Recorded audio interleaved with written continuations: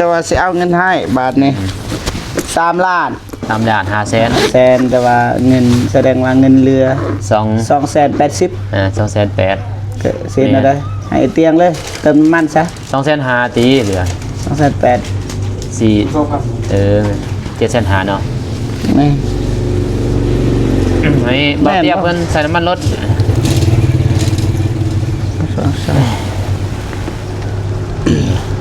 โอ้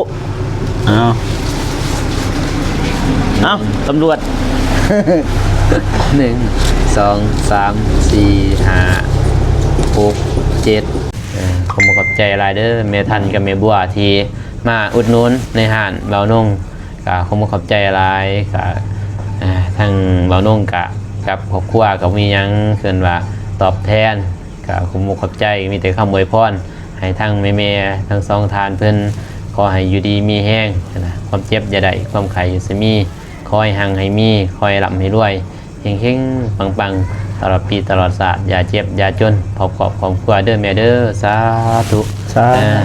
ยังไงเนาะ มีแต่เกียร์รอถ่ายเตียงหมดเลย แม่นมีแต่ด้วย ขึ้นรถ ไปแจกไปจ่ายพุ่นแหละ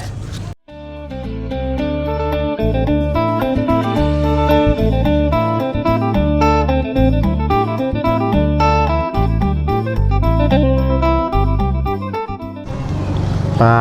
โถเปิดภาพมาพี่น้องอยู่บ้านนงคือเก่า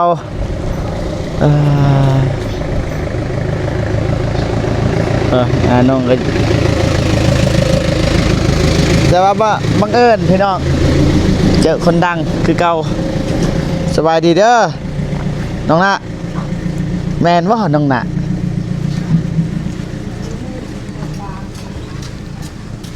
สบายดีเนาะน้องนะมาแต่เสาร์บ่อ้าวขึ้นฮอลเตียงบ่คือว่าให้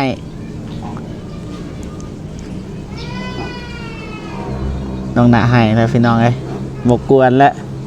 พี่ต้นเด้ให้เตียงเราไปปะเลยน้องเอ้ยบกวนแล้วน้ำตาไหลเลยสบายดีได้เด้อ โดยสบายดีบ่เจ็บไปเดี๋ยวพี่น้องเด้อป้าขึ้นมาเรียบร้อยเลย ได้ จากทุงนี่ ตัวองค์เจ้า30น้อง30โดยพี่ยายมาตื้มอีก6 ถุงเพราะเอาให้พี่น้องเคินว่าไปซอยเขาอยู่ดักจึงกันวันนี่ อ๋อ เข้ามาดิก็เลยเอาให้เขาถุงนึงวัน อ๋อ ก็เลยว่าป้าไว้อีกถุงนึงเป็นอย่างเงี้ยได้แต่36อ๋อเข้ามาแต่ดักจึงเขาว่าพ้นตกได้เปล่า หนักเลย นักเลยอะ หนัก แสนปลายเพื่อนเลย เส้นปลายเนาะ โดย คักแล้วครบสุด ซัม เกลือ อาหารการกิน แม่น เงินไป มีครบนี่สบู่ก้อน แฟบมีเบิด เป็นยังเชียงโอ้เอามายัง สบายดี เรีย เด้ ก อ ลาบบ่ บอมมิก บะหมี่เพิ่น มิสเตอร์มิกไปบ่ไปบ่ดักจึง ได้บ่คนไป ก็ตามทีมงานนั่นแหละแล้วสบายดีเด้อ มันบ่มีรถสิไป จังได๋ก็ เอาเว้ย บ่มีรถนะเบียดกันนะ บ่ได้ดอก3 คน เพราะคันบ่ฝนไปพอดีปั๊บเลย มันบ่ไปเนาะ คาเวียร์ ข้าวเวียก มา ยังแน่ข้าวเวียก คาเวียร์เลยบ่ได้ไป ไปแต่เจ้ากับเบาโกเบาตูนก็ได้เห็นบ่ เอาสิบ่มีสิทธิ์เว้าอีหยัง ได้ ไป แล้ว ดักจึงบ่ฮู้ คือเป็นยังเนาะ คันไปก็ลืมเนอะได้อยู่เพราะว่า ไปก็มีแต่เบาโกนั่นแหละเอาเบาโกไปมีแต่เบาโกแล้วหูมัดได้เพิ่น ถ้าบ่กูบ่ไปก็อ้ายไป การนั้นเพิ่นมีแต่โทรบอกแล้วมื้อนึงเพิ่นว่าสิไป แต่ยังบ่ทันเห็นนี่เบิ่งต้องเซตหาเพิ่นก็9 โมงว่านัดกัน10 โมงเด้เพิ่นน่ะเบาเตียงนัดแม่นบ่ น้องเอลซาแลนขับรถไวๆเพราะว่าไปแวนตรงเดิมอะนะ อ๋อไปกินข้าวเพราะว่ามีเงินทางผู้ใหญ่นะครับก็เลยแลนเลย น้องเพิ่นก็บอกอยู่ว่าไปบุญบาทเด้อว่า บ่ท่านนับคือ บ่ ว่า ทันดอกโดยเบาโกออกมาแล้วบ่โดยเกี่ยมสิไปเด้อ ไอ้เตียงมันมาแล้ว บ่ ตัว แล้วบ่ตูนดิ บ่ฮู้คือกันนี่ ยันทาเจ้าบ่จักมื้อสิโทรหามัน บางทีเราเสร็จก็มีบ่ได้อ่านเสร็จ เออ เพราะว่าน้องออกได้เสาร์เด้ แต่เช้าบ่ แม่ นั่นก็ได้แม่นเบิ่งโทรก่อน ไอ้เตียงเรานัดแต่เสาร์นะ นัด 10 โมงว่ะ เด้กลุ่มมาแล้ว กลุ่มมากก็ค่อยแหละส่ง อ๋อบ่ได้อ่านซ้ ส่งสาวนะพาทัวร์บ่ว่าบ่ทันตื่นแต่บ่นอน ำบ่ได้เบิ่งซ้ำแต่ว่าน้องน่ะเราสิไปนำบ่ขึ้นตึก เศร้า จึง เลยเศร้าหาเวียงหางานดี น้องน่ะไปบ่ตึกจึง ด้วย โล อยู่ไซนี่ด้วย อยู่เพื่อน อ้าว ไอ้เตียงขาดนน่ะได้ ลงมาบ่เจ็บมาเลย เอาไปเช็ดมาแล้ว ด้วย โอ้จะมาเช็ดมาครับบ่เนาะ อ่า หับได้รถคันเดียวเนาะ คันเดียว แล้วมันมาส่งเลย โอเคเดี๋ยวออกไป โอเคเนาะ โดย อ่าก่อนนะกำลัง บ่คันไปทางนั้นเลยก็ลากซ้ำมาก็ได้ อืม แต่ว่าเฮา บ่ได้ไปติเนาะ พูดลงทางดอนซาทุงวายไปทางลัดนะ อ่ะฮอดไซเหรอนี่บอกโกนไปไซนี่บ่บ้านบ่ตูนบ่นี่ ใส่ อันนี้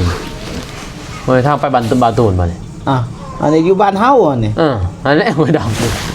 อยู่ห้วยดำอันนี้ ไปยัง เห็นสุขสลา อ่า เห็นเฮือนในต มันไปยังฐานะ เดินมาลา บอกโก ำไปหาน้องอภรบ่ บ่ว่าคืนนี้บ่ หรือ ไป ว่าหรือว่าไปแต่คืนนี้เลยอันนี้ บอก บ่ ไป เด้อพี่น้องเด้อเราเอาขาดคะเนไว้นะ ไปเอาเบาตูนบ่ เอา อยู่ไหน แมว แมวบ่ หอดไซเลย น้องหน้าเด้มานั่งอันนี้ น้องน่ะ พี่น้อง ตัว เอ้ย ตึงเมืองธาตุแตง อ่า นั่นแหละรอทายเตียงบ่ กินฮอดแห้งบ่ฮะ น้องได้โทรหาเบ้านงอยู่บ่ โทษ เว้าเลยให้ FC ยินเลยเว้า บ่โทษอยู่บ่ ได้โทรอยู่บ่ตอนเช้ามิ มีสัญญาณบ่ดีแล้วจ้ะ สัญญาณไม่ดี หรือหัวใจมีปัญหา เครียดแต่มาหาเฮานะบ่แม่นมาหาเฮาเด้พี่น้องเอ้ยเพิ่นมาหาเบาเต้ซื่อแต่ว่า เครียดบ่เบาหนงเว้าดีๆเครียดบ่บ่เครียดคือบ่ปาก บ่สบาย โอ้ได้โทรหาเบาหนงอยู่บ่ตอนเช้าฮะ โทษเราลงจำกัดข่อย จำกัด โดย จะฮู้จำกัด ผู้ แบบใดเขาเขียน แบบจำกัดเขาเซตก็คือเขาอ่อนนะคะมันเขาโบเห็นเขาเซต เขาบ่เห็นแต่ว่าบ่เห็นเจ้านี่แต่ว่าบ่ได้ตอบซื่อๆเห็นบ่ บ่หนงจำกัดบ่ อ่า นิสัยบ่ดีบ่หนงวัดบ่ตูนเด้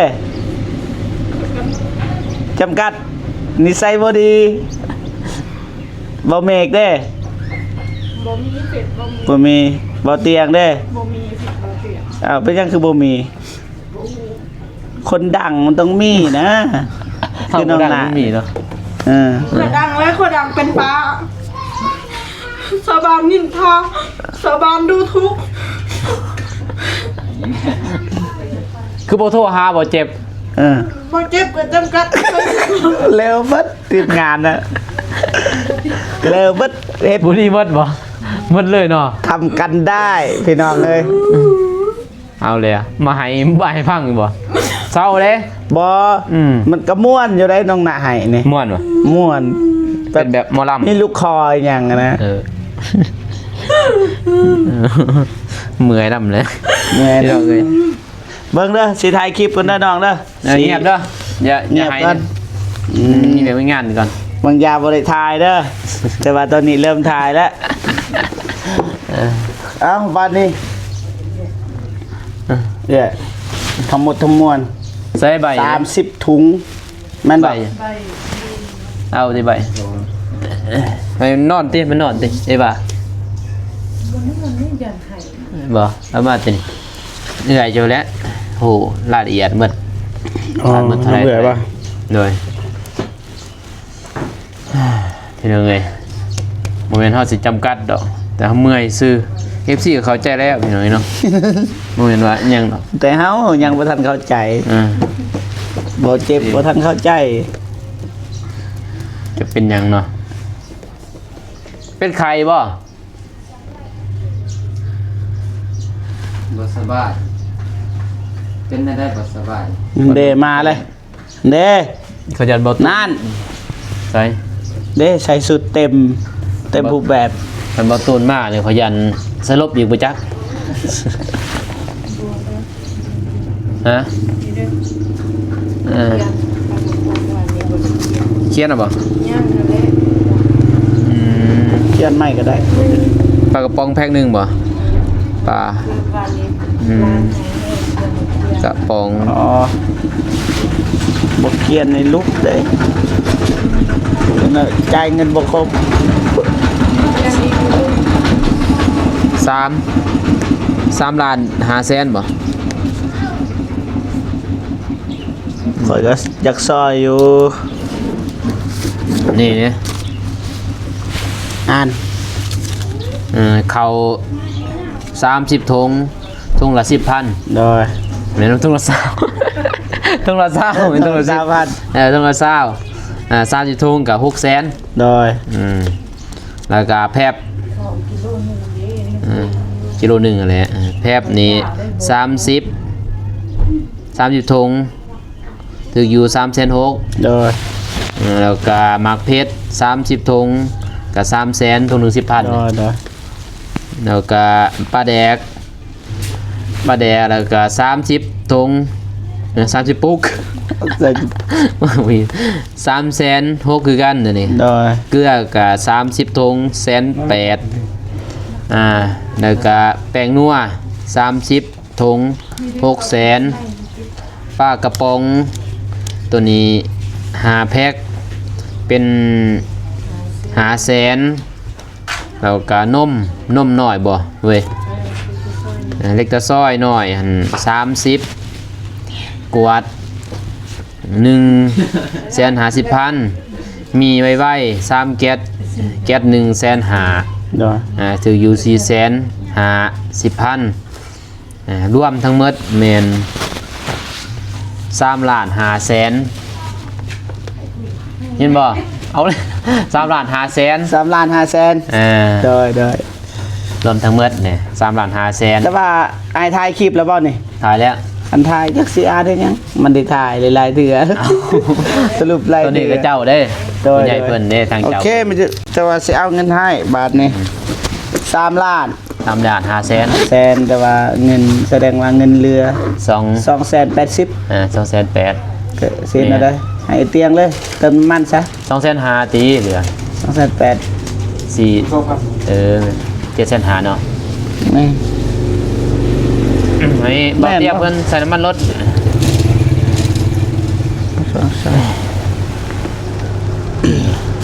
โป๊ะ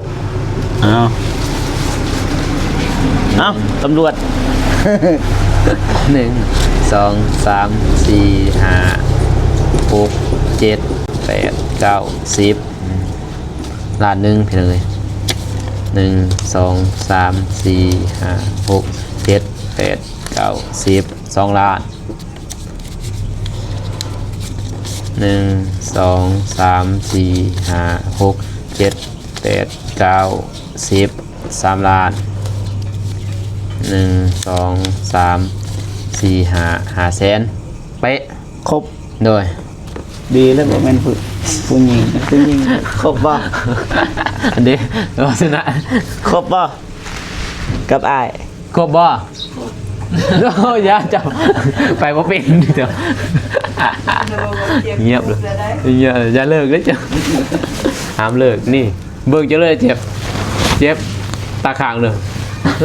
โทรหาตำรวจเด้ย โอเคพี่ โอ น้อง เคขอบใจหลายๆอ่ะ โดยผมขอบใจทางเบาเจ็บเด้อพี่น้องสิเป็นสะพานบุญให้ทางแม่ๆเพิ่นขอบ คุยว่า ใจห แม่ ลาย ยัง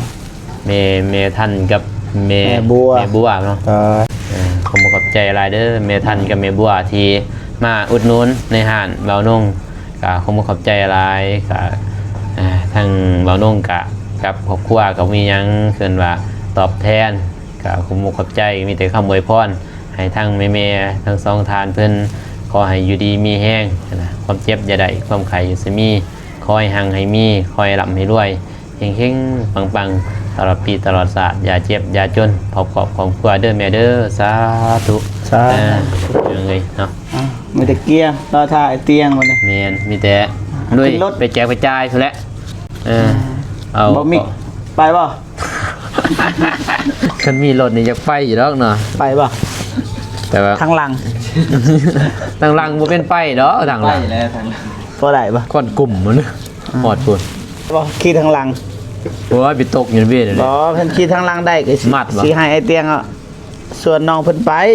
อย่าไป เป็นหยังคือบ่ไป บ่อยากกวนฟัง บ่นะไปซอยนะไปแจกเครื่องนะ บ่อยากห่วมมึงเห็นบ่ล่ะ บ่อยากร่วมเลย เคยมองรถ บ่ขี่ทางหลังนะ ข้างล่างกับเมามันไกล นั่งเลยดีไปนั่งแบบนั้นผิดผู้หญิงต้องนั่ง กับตะมอบ อืมไปนั่ง บ่ได้เด้อ มันจะรอทานแหละ เราถ่ายเตียงกันเนาะ นี่รอทาเบาเตียงนะเบาตูนเบาโกมาแต่เบาพ้นบ่ได้ไปเนาะ บ่บ่ มีแต่หาคนหาคนเนาะหาคนคือเก่า อ่า คือไปเมืองกะลึมมาเลย เปลี่ยนคนผู้หนึง โดยเปลี่ยนเบาโกเพิ่นเป็นยังไงเนาะโอเค บ่อนุญาตบ่แต่ทางนี้จับกองแล้วแม่เนอสบายดี เราคิดตัวเราบ่ได้ทายบ่ตูนที่บ้าก็บ่เจ็บ ไผพี่บ่าเว้าใหม่เบิ่งเว้าใหม่เบิ่ง ด่าไผ ด่าไผ ขอโทษนะขอโทษตอนนี้ ขอโทษด้วยนะ เอาพอ อย่าบ่ตูน ทำไมเนี่ยเว้ยบ้าเรื่องไหนอย่าเด้ออย่าให้เด้ออย่าให้เด้ออีบ้าสิ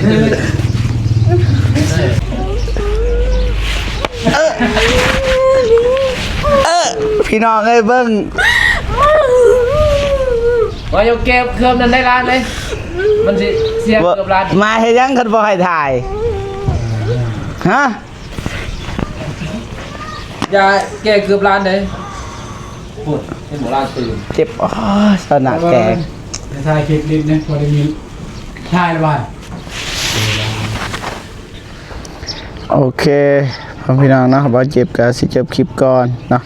จังได๋ก็ขอบคุณเนาะแม่ทันแล้วก็แม่บัวเนาะที่ไว้วางใจเบาเจ็บเป็นสะพานบุญในครั้งนี้พี่น้องนะจังได๋ก็ขอให้แม่ทั้งสองจงมีแต่ความสุขสุขภาพแข็งแรงขออายุมันคนยืนนะความเจ็บบ่ให้ได้ความไข้บ่ให้มีปรารถนาสิ่งใดขอให้ได้สิ่งนั้นเด้อแม่ทั้งสองเด้อเนาะแล้วก็อวยพรให้แม่ลำดวนเนาะจงมีแต่ความสุขสุขภาพแข็งแรงสิ่งเดียวกันเด้อแม่เด้อนะสาธุโอเคเบาเจ็บก็สิจบคลิปก่อนเนาะเราถ่าเบาเตียงเพิ่นมาก่อนเดี๋ยวสิออกเดินทางไปนะพอๆกันคลิปหน้าสำหรับคลิปนี้เบาเจ็บขอกล่าวคำว่าสบายดีเด้อพ่อแม่พี่น้องเบิดสุขสุขคนพี่น้องเนาะเกี่ยมไปแจกเครื่องของแม่พี่น้องเนาะไปเจอกันอยู่ที่เมืองดักจึงพี่น้องเนาะ